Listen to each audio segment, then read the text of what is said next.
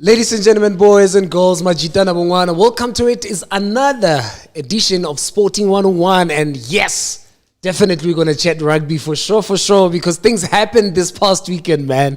And you know what? In my head, I'm trying to figure out, are people, the sleeves, whatever that was shoved in there, is it coming out now? We're starting to see who's who in the zoo, where we're going, Are we starting to see tech? I've got Eddie in the studio, Mzansi Flavor, Baba, Edwin Shooter in the house. And I also got Tebogo Masemola, Buddha. Hey, man. How you doing, gents? How you doing? Oh, it's lekker. Thanks for having us again. It's good being here with the team again.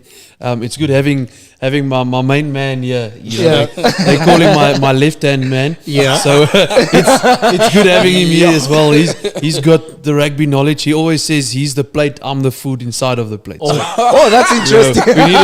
We need to have him there. That's really interesting. Tebza? Oh, man. Big Zo, nice to be here.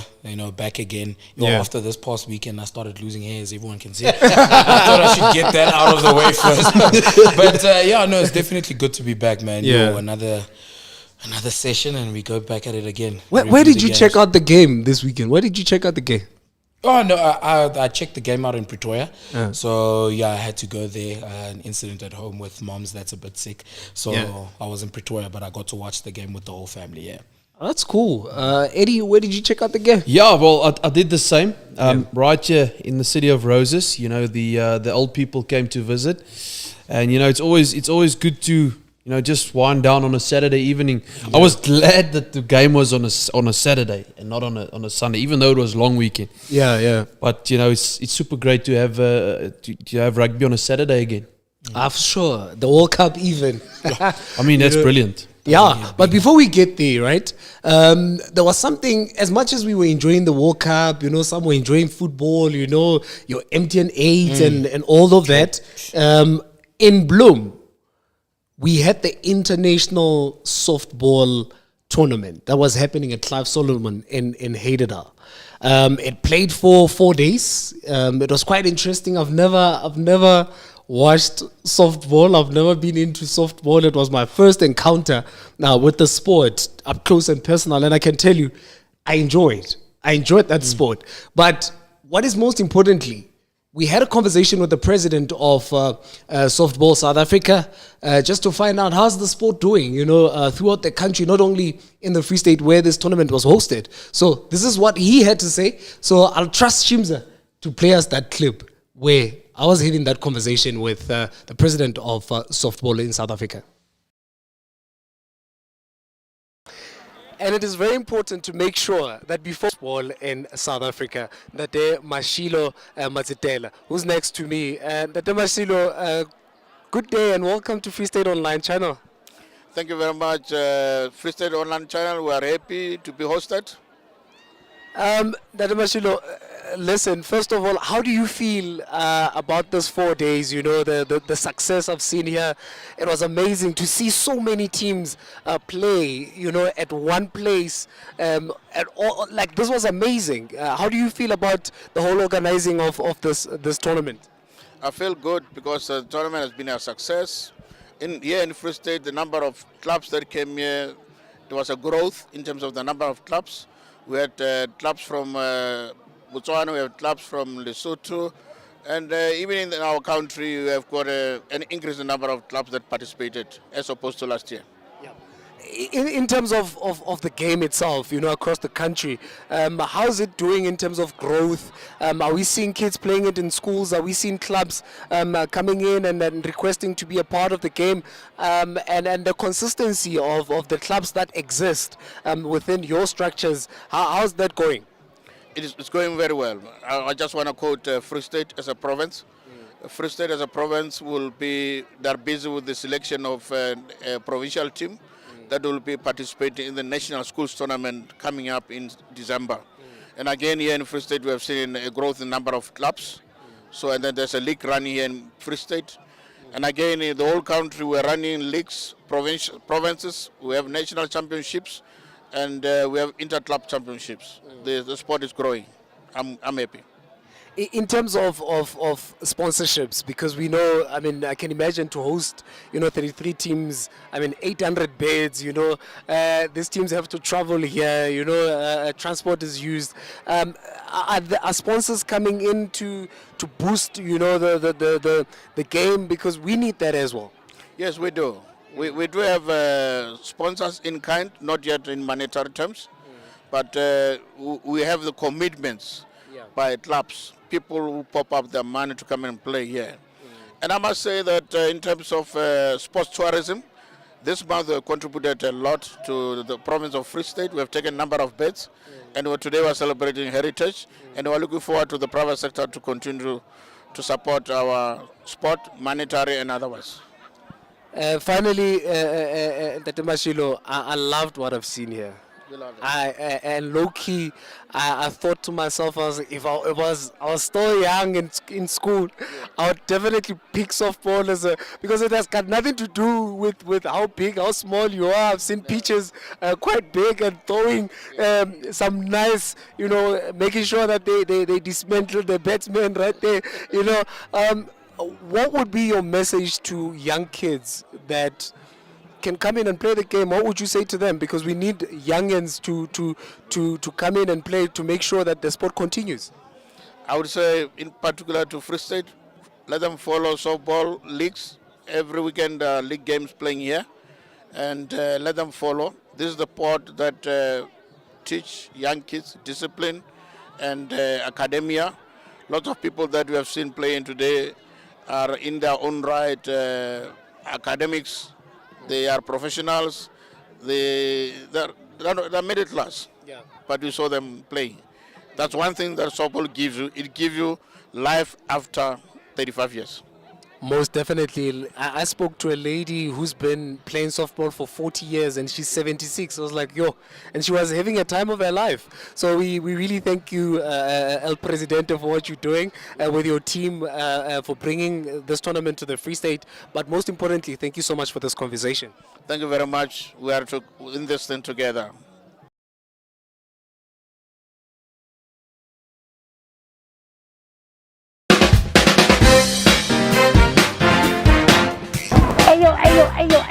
Ayo, this is equivalent Sputnik Marutin, and we are behind the scenes of Patko's show with Rugby.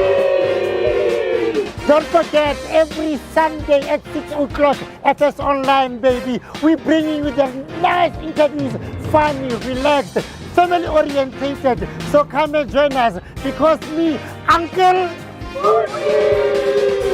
is here, baby. See you there, FS Online, this Sunday. Enak kita.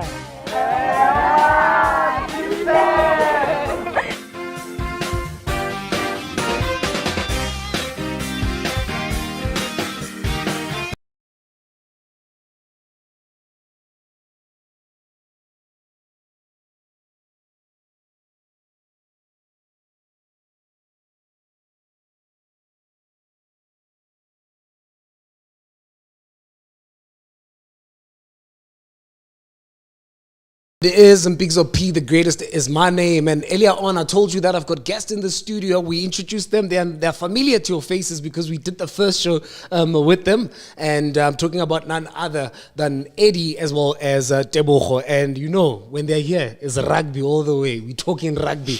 Good things, good sport. I was laughing. Someone said to me, rugby is not a contact sport. It's a collision sport. Yeah, definitely. Very true. Listen. What was your view of all the matches this weekend? Well, yes, there was the ones that you basically got to catch. Got to catch. Well, I really try and catch all of the matches on the weekly basis. Try and, because it's only every 4 years. You need to catch all of the action that you can, and it all started for me with Italy up against Uruguay. Yeah, Italy played some good rugby. They're looking a quality side. I'm thinking that the All Blacks and France have to look out for them. Yeah, they can still sneak through one way or another. And our poor noisy neighbours, Namibia, taking that 96-0 loss, absolutely atrocious. Australia going down again. I think probably the match of the weekend should go to Georgia, Portugal, that 18-all draw. I didn't catch that, unfortunately, and I wish I did. And then, of course, the Springboks match. I didn't miss a bit of it. I sat in and watched the whole thing. How could you have missed that one? Number one and number two. It was really a tight encounter. But I think for me, the game that really stood out for me, not just in terms of, I look back at the All Blacks playing against New Zealand game. How we all knew that New Zealand was going to win. But then with Namibia, what happened was that Ethan de Groot got a red card in that game. And then the same thing, now you look at the game between Namibia and France, and then you have Anton Dupont now who goes in for surgery. For surgery, and now he's potentially going to play the World Cup with a mask on if they make it to the quarters and semis and all that stuff. So for me, that game, it just stood out for the little things, for the little things that were in that game. And then, of course, I think the Springboks and, Ireland game, we watched that. But the other game was, Eddie Jones and his Australian side. I was thinking now, with everyone, the way that they were speaking, the game was close for like 50 minutes. The game was close. It was penalty. And then all of a sudden, something that Eddie Jones, I think, is too proud to admit, is that experience kicked in. There's something that you call championship rounds. They even, and the nice thing is that I heard this championship round things from a soccer game where they said that it comes with it's those last 10 minutes of the first half, the last 10 minutes of the second half. Those are your championship rounds. And Australia just couldn't do it in the last championship rounds in that game because they didn't have the experience. They got a very young side, relatively young, but the experienced players are actually sitting in a podcast situation like we are right now. They're two experienced players. So, yeah. But listen, I want to start there. Though it's a fairly young squad, right? What we know about top clubs in the world in any sport, they always have a good development. When they bring even younger players, they can compete. Like, it's against the big clubs where if you were saying Australia is with a young squad is not going to play the Springboks or the All Blacks, that's where you'll say, okay, we expect them to fumble there and there. But what is going on with Australian rugby as a whole? I don't necessarily think there's something going. Okay, well, I think it is. There's something, and I think it started when we got the Super Rugby thing split, when there was a Super Rugby split, So if you didn't know, the New Zealand side, your Chiefs, your Crusaders, play against your Waratahs and all those teams that are in Australia. So the only competition that these Australian sides and the New Zealand side have is against each other. You understand what I mean? So they're pretty much limited in terms of the opposition. I mean, you can so many times before you need to start going for other opposition. So Australia, from them setting themselves apart from that, I think that's where they lost it, and it's starting to come back and bite them. I think definitely before the next World Cup, we might have something where we all come back together again. Maybe, I'm not sure. And then another thing as well, I think just Eddie Jones, I think he lost the change room, somewhat. And he's got very young players, he's got young players. And, the thing about him going to an interview for the Japan job a week before they go and play in the World Cup, definitely it's something that can cause you to lead your players to just, somewhat be like, well, if he's doing that, then who are we to go and show what we have on the field? You know what I mean? Listen, I want to give a viewer at home who doesn't understand why we're talking about Australia right now, right? Australia, one would expect them to actually go all the way to the quarters if anything goes wrong with the history that they have in the game. They should be knocked out in the quarters. Eddie, I just want you to give someone an idea. How bad is it for Australia? Because they're in a situation where somebody needs to beat somebody. Bafana vibes, if you get me. Yeah. Bafana vibes. Well, if you look at it, interesting stat that I read, this is the 10th Rugby World Cup that's been played. And this is the first time ever that the three of South Africa, New Zealand, and Australia have lost a pool match, and all three of them, it's never happened before. So it is quite a bad thing. And if you look at Australia, they've won 2 World Cups. They've always made at least the quarterfinals. And there's that chance that they're not going to make the quarterfinals at the moment. As you said, they need someone to beat someone. What I think is, and where I sort of disagree, I would say, with Tebogo is that I don't think he's lost the change room. Yes, if he's gone for that Japan interview, how true that is, we don't know. Yeah.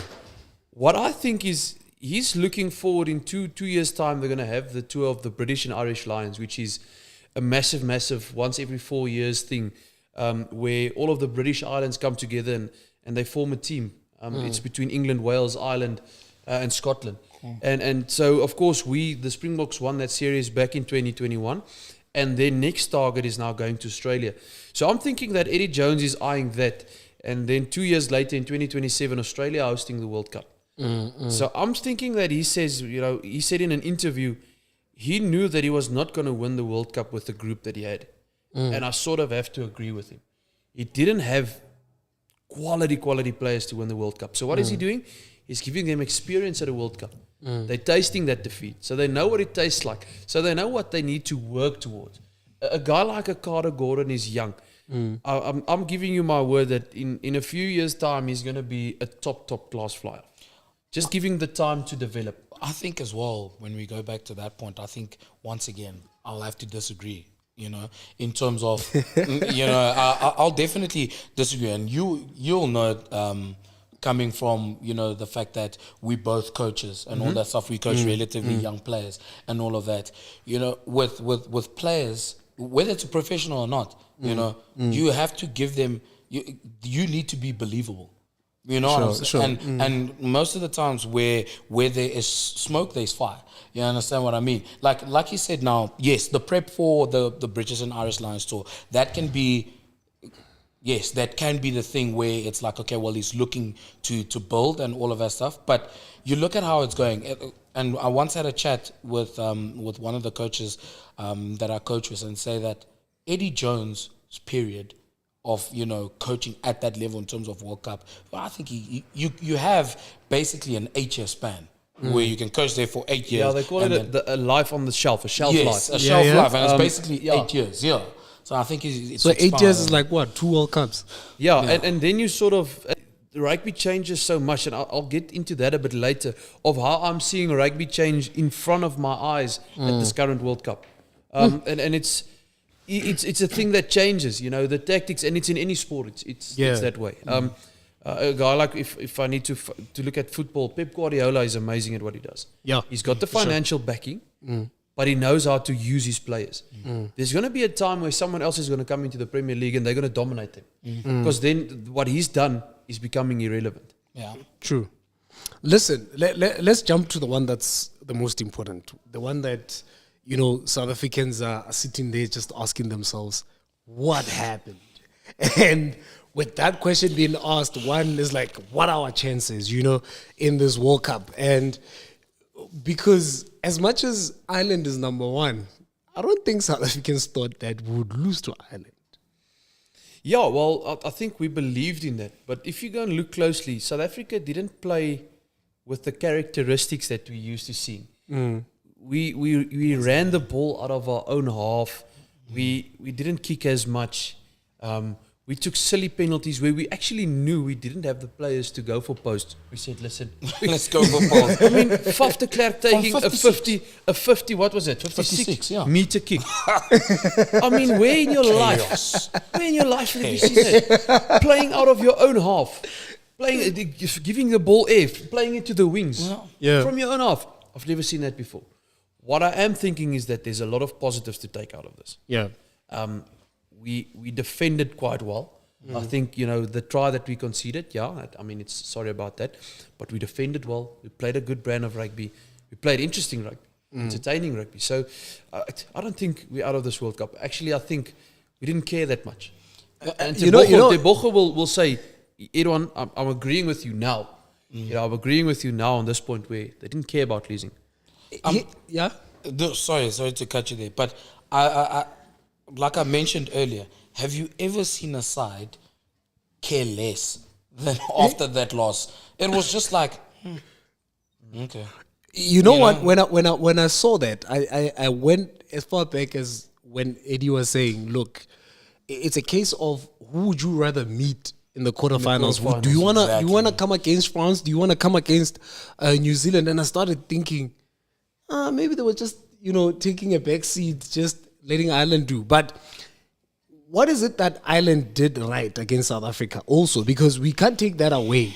They're number one, team in the world, and there are people that were saying physically they matched South Africa. I think in a way, physically, but I think they dominated at the breakdown point. So, for our viewers back home, not really understanding the term breakdown, that's when a tackle has taken place and when the players go to ground. And you've got a maybe a split second to a second where someone needs to react and protect the ball or steal the ball. And I think they dominated us there. And we can actually now see the effects of not having a guy like Malcolm Marx in the team, who of course got injured, which we talked about. Him being one of the players that are excellent when it comes to the ground, when it comes to the breakdown. So I think, Tebogo, I don't know if you'll agree with me, but I think that's where they dominated us on the weekend. Yeah, I think to a certain extent they did, and like you mentioned now, in terms of the breakdown, they really did. They were on top of us. It's just that I keep forgetting his name with the red scrum cap. Josh van der Fleer. Yeah, Josh van der Fleer. He was absolutely amazing. Like there's something that we call in terms of like the lineup, in terms of the breakdown, that when a player goes down, we call it vorse, and he was vorsing every single ruck.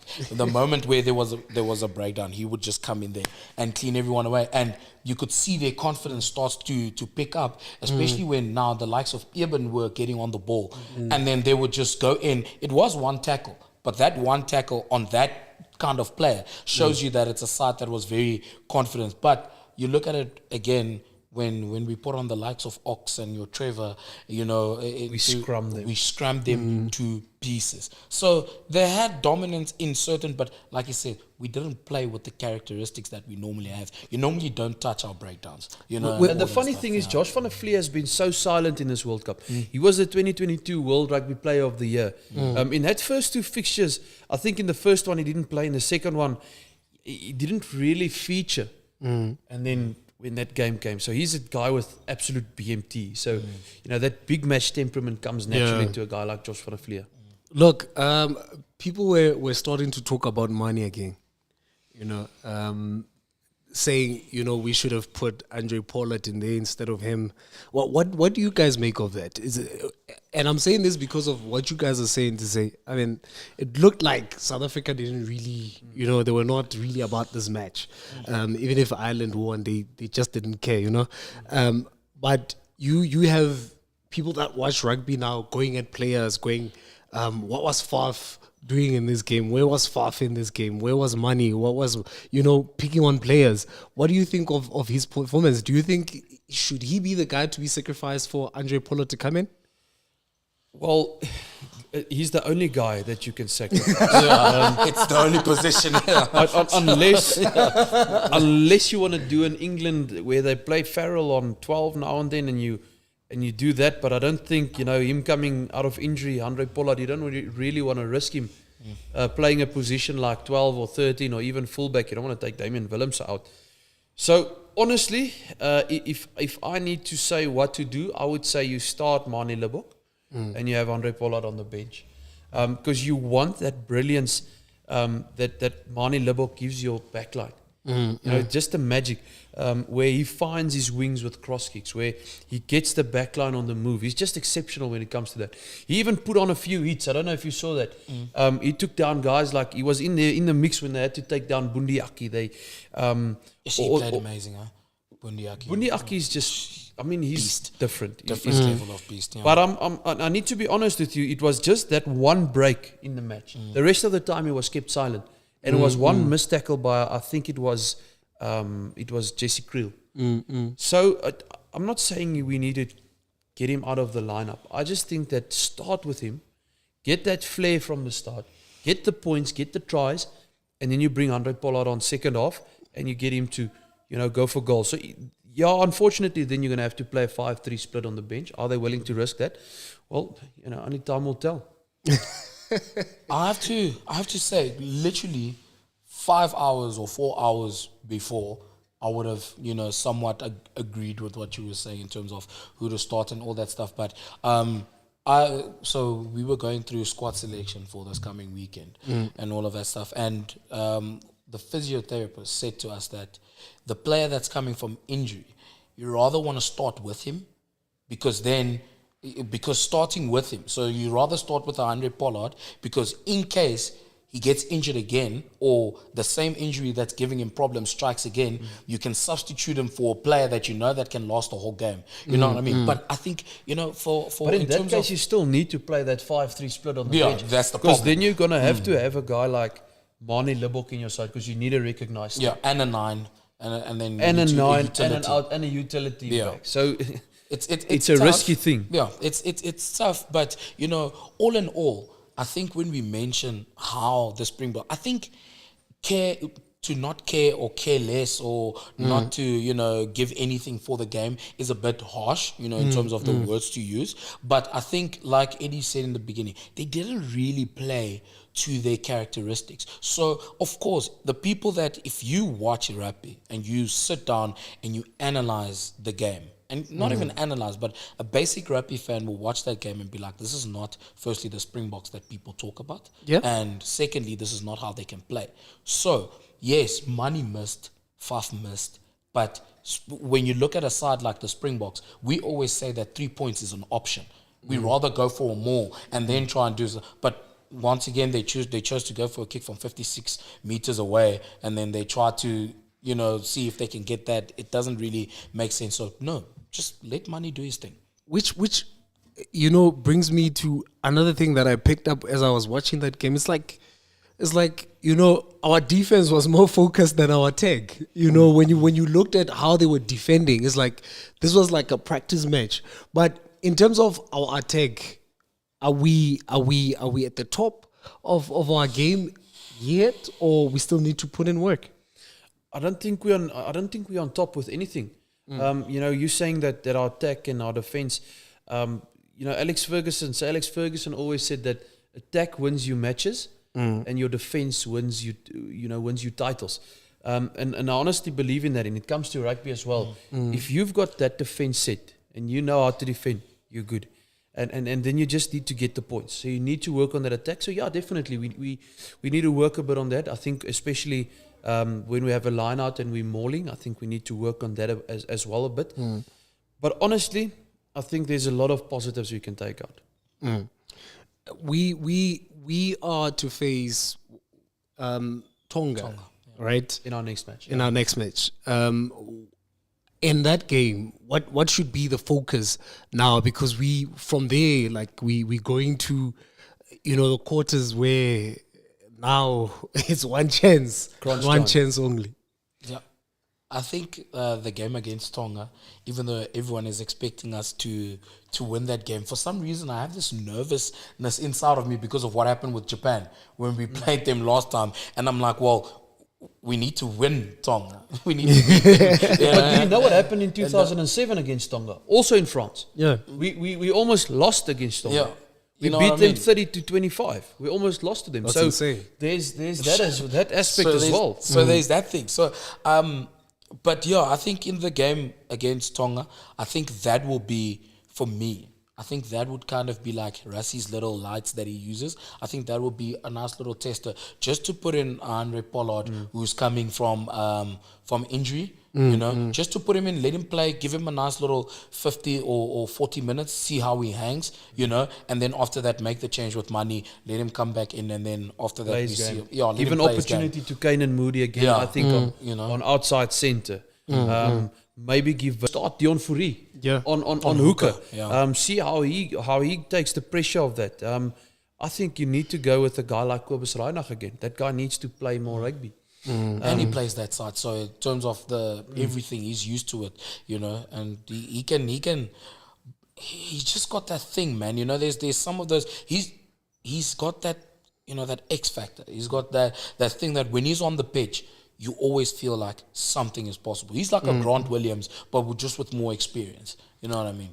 So do you believe we still have something up our sleeves, or Definitely. With those two as coaches, well, always. I said that to you at the last show. yeah, We've got something is coming. Honestly. And I can see that with France as well. So, with the malls, I see that in the last few weeks, there's really no movement, forward movement with the malls. So what France has done is they use their hooker in a different way. He comes around the line out and then he gives inside pop passes, which opens the gap there. So everyone goes in and sets for the maul. Portugal scored the same try. I don't know if you recall watching Portugal Against Wales. They scored that exact same try just on the blind side. So the French hooker Malvaka comes around and then he's got two options. Or he's going to play forward or he's going to give the inside pop pass to one of the wings as well.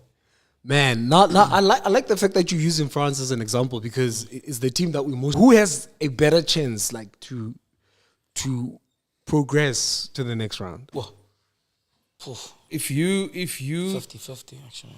have, Kaizer Chiefs go, Mamelodi Sundowns is supposed to win.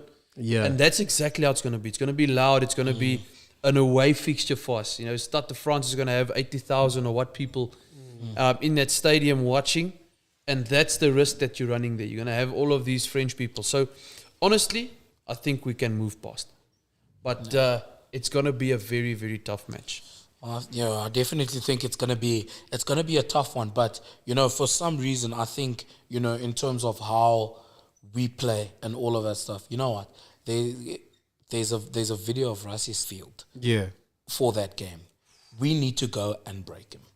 We need to suffocate him, and all of us. All these teams are the same. South Africa or the Springboks for me are the only team in the World Cup.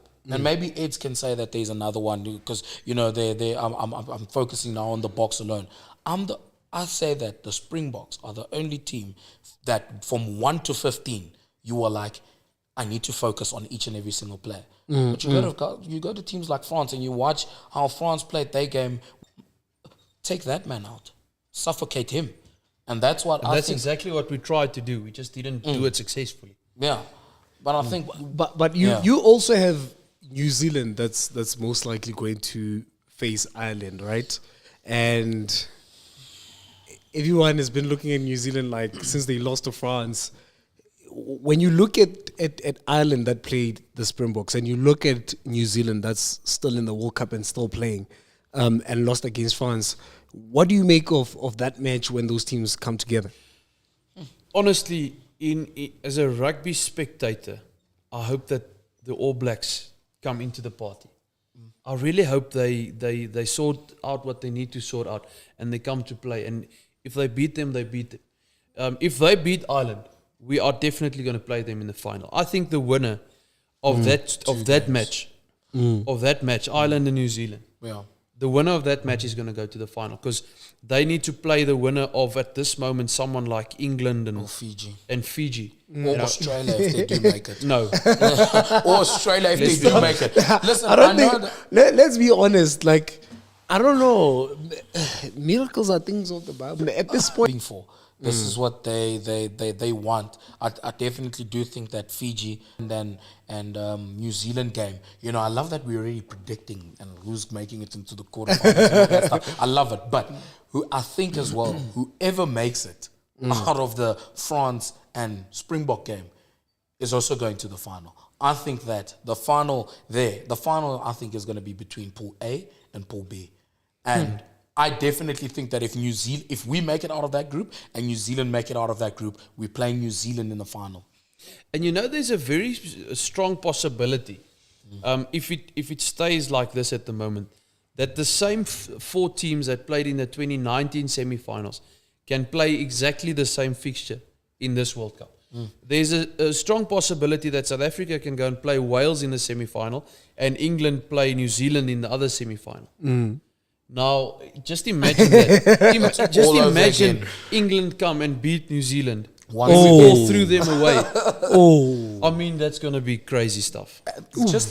I'm fine with that. Just let history repeat itself then. Then we take the World Cup once again. Take it back to Yokohama. I'll be fine. Yokohama, Japan. Oh, my goodness me. that would be beautiful to see. But it would be so nice.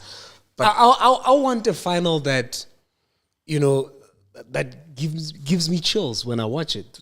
But what's going to give us as South Africans chills? Us against the All Blacks. Let's be honest. Yeah. A haka before a World Cup final. Yeah. It's just going to give us chills, man.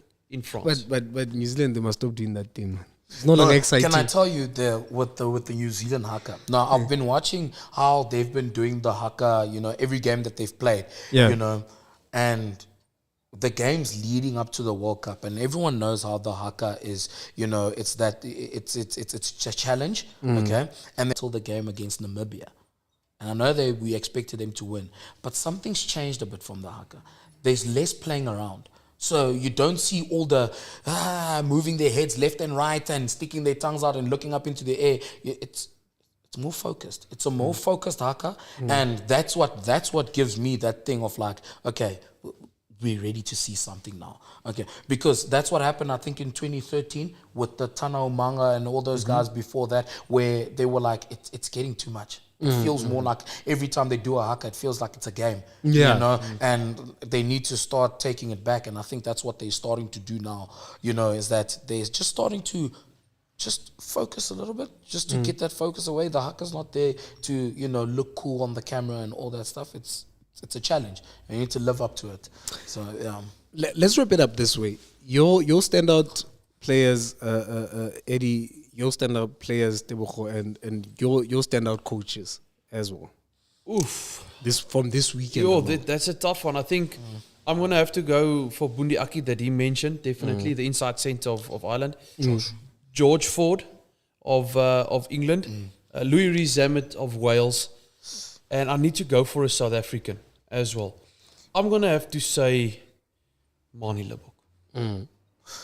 Oh, interesting to say Mani Lebok. I didn't expect that. I mean, he's got a man of the match. He got a man of the match in that first one. He's an absolute talented player. He's playing in his first World Cup. Give the guy a break. I really think that Mani Lebok's going to become even better and better. I'm really hoping for that. He's going to play a pivotal role when the URC season starts for the Stormers again. His focus is now on the Springboks, and I'm really thinking that there's so much pride in it. So it's brilliant. Yeah, no, Money's definitely gonna. It's just that it's unfortunate that, you know, it's our own fans that look at Money and bring him down. But if someone from the New Zealand side plays well, they say, he's going through a rough patch. But for me, my standout players has to be Josh van der Vliel. You know, I think he really, really played well. And in terms of like that ruck and the force that we're talking about, he was absolutely, you know, gunning us there. And then Bundiaki, I think he played well, you know, in terms of when he was on the pitch. But yeah, other than that, someone else, I was looking for a name that has played well. And you know who's someone I want to throw into the spanner into the works here? Matteo Jalibert, the fly half of France. He's got this massive shoes of Ntamak to fill. And he's what? Of Romain Ntamak, the fly. Okay, sorry. And so he's really doing a good job in that. Playing massively good. You know, Ramos is taken over the kicking, the fullback. But man, Jalibert is just doing his thing. He's good player. But talking about France, I think someone for me who, you know, the player that I actually wanted to mention, I just forgot, was Dupont. Actually, the way he played, it feels as if he's the poster boy. Yeah, it feels for me as if he's just got too much time on the ball, and he did everything perfectly. So I think he's definitely one of the players that really, really, really played well. You know, in terms of this week and everything that he did. Just unfortunate with his injury. Look, we still have a long way to go. It's quite interesting. And rugby goes for a very long time, eh? Rugby goes for a very long time. You need that rest, yo, in between. When is Scotland's next game? In fact, did Scotland play this weekend? Yeah, Scotland played against Tonga on the weekend. Yeah. Oh, they beat them. Scotland, after they got a beating from South Africa, people forget about them. Yeah.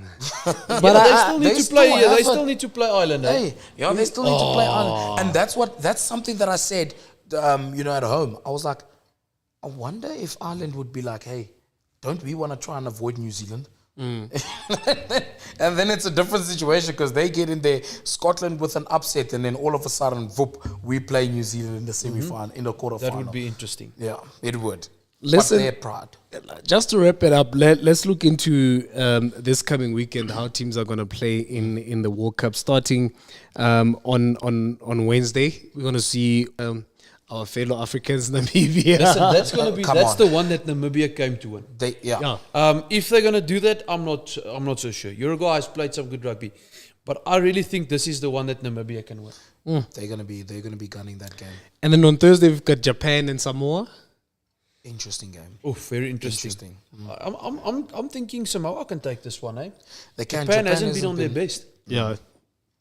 They haven't doing much this tournament. compared to 2015 and 2019 and all that. Maybe 2019 was because they were at home, but definitely in this World Cup so far, they haven't lived up to what we know them, to be. So yeah, there's a chance there. Eddie's favorite team, Italy. He's been mentioning it so many times up against New Zealand on Friday. Listen, that's A match. I think this has the potential to be a cracker. We need to go and look at the team lineups for New Zealand and Italy. If I think New Zealand will choose probably their best side that they can. Italy is going to choose their best side, and they've got some players that can play. So let's see what they can do on this one. I'm thinking the All Blacks are going to take it, obviously. But we've seen some But things I mean, so far. Yeah. This has the potential to be a blockbuster. On Saturday, there's 3 encounters. There's a team that I had hopes in it. Argentina. It's playing against Chile. For me, they haven't come to the party as yet. I wish they could have done better. I wish they could have been in a position where we might see them in the quarters. But like we were having that conversation, chances are we're not even going to see them there. But they are playing. This can also be a nice game because it's a South American derby. Yeah. So I'm thinking this can also be quite the game. Yeah, no, definitely. The rivalry. Sometimes you never know how big a game is until you actually, like you're mentioning now, South American giant. You never really know. Yeah. And then we have Fiji, Georgia, as well as Scotland, Romania on Saturday. I think out of those, Fiji, Georgia will definitely be. I don't think it will be that tightly contested, but I think it has the potential to light up a few fireworks. I'm looking forward to some flying Fijians, some Fijian flair, really seeing what they can do. I don't think Georgia's going to be as strong as the other opponents have been. I mean, of course, Australia beat Georgia. So I think this is going to be the match that Fiji can play around a bit, really try some new things. I think it's going to be a tough battle for them up front with the Georgian forwards. They can scrum. So that's going to be interesting. And then, of course, Scotland, Romania. So it'll be interesting to see them play Romania. Of course, us and Ireland already played them. We beat them fairly well. Yeah, we beat them fairly well. Ireland beat them fairly well. I mean, they put 80 on the board. We put 76 on the board. We need to now see how Scotland's going to line up to them. If Scotland beat them by the same score of about 80 points, There's trouble. there's trouble. Yeah. On Sunday now. I don't know about the Aussies, man. Australia and Portugal. Which this could be a game where they just play for fun and to honor the tournament because it's not really looking good for them. I think Australia's gonna go there to try and savor the moment, enjoy it. Especially if they watch and Fiji wins that game, then they'll definitely go in there just to go and savor the moment and enjoy everything else. Portugal will come, of course, with with a little bit of fire. Like they did against Wales. Definitely. So they will definitely not be there to just be pushed around and all of that. Like they mentioned, I mean, the captain of Portugal did mention that they don't really have a large amount of players that are contracted, that are professional. Most of them are amateurs. So, but I think they will not just be there to take this game lightly. The last one on the weekend, the Springboks up against Tonga. We've already touched on it. But what firecracks can it give us? I don't really know if we're going to go for firecrackers and statements and all of that on the weekend. I'm thinking that everyone's going to get their specific role. And I'm thinking that we need to focus on that roles, to look forward to the quarterfinals. And if we go beyond that, So I'm not seeing fireworks. I'm seeing guys maybe having a few positional changes, having some guys coming into the lineup, some having a rest. Of course, we've got to buy the weekend after that. So we've got a 2-week period before we play our quarterfinal. So we can still play our strongest lineup if we really want to. If they're going to do that, I don't know. But I really think this is an opportunity to get the guys like Kane and Moody in, get a Dion Fourie to start, and so on. Quite interesting, but we'll see what happens in the weekend. But for me personally, I don't think this is going to be an exciting weekend because, I mean, the teams that we wanted to see play against each other has already played, and now it's just waiting to see the quarterfinals, who's taking on who.